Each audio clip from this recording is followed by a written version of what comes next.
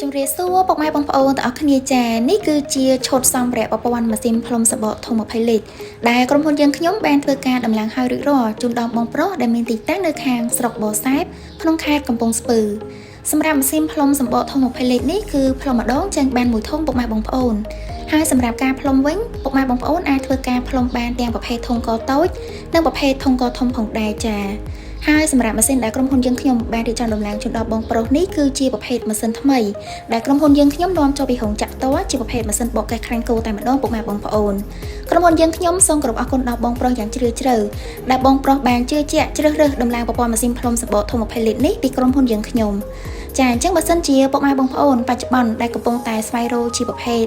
ក្រុមហ៊ុនដែលមានផ្គត់ផ្គង់ជាប្រភេទម៉ាស៊ីនផ្លុំសម្បកធំ20លីត្រឬក៏ជាប្រភេទចាសម្បកដបទឹកសុទ្ធទូទៅ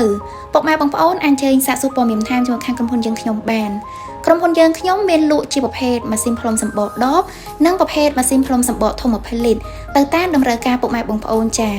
ចឹងបើសិនជាពុកម៉ែបងប្អូនមានចំណាប់អារម្មណ៍ចាចង់ដឹងតាក់ទងនឹងព័ត៌មានបន្ថែមតាក់ទងនឹងម៉ាស៊ីនផ្លុំសម្បកដបឬក៏ជាប្រភេទសម្បកធំ20លីត្រពុកម៉ែបងប្អូនអាចអញ្ជើញសាកសួរព័ត៌មានបន្ថែមជាមួយខាងក្រុមហ៊ុនយើងខ្ញុំបានសម្រាប់ក្រុមហ៊ុនយើងខ្ញុំគឺយើងមានក្រុមការងារបច្ចេកទេសច្បាស់លាស់អំពីការដំឡើងប្រព័ន្ធម៉ាស៊ីនជូនដល់ពុកម៉ែបងប្អូនផងដែរចាចឹងបើសិនជាពុកម៉ែបងប្អូនមានសំណួរចម្ងល់អ្វីអាចអញ្ជើញសាកសួរមកកាន់ក្រុមហ៊ុនយើងខ្ញុំបានណាចាសូមអរគុណ